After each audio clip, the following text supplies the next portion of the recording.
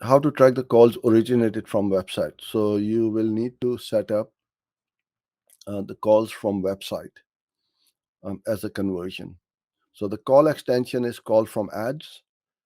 The calls from website is tracked, and you need to track it by setting up a conversion action in your Google Ads account, and then you track it. So it's fairly straightforward. So the verification URL, which I just showed you, and also the phone number for the call ads, that is how it will verify for the call extension. But on the website, when they click and then they see the number, the Google call, Google replaces it with the Google uh, call forwarding number, and then Google is going to track which ones came through the ads.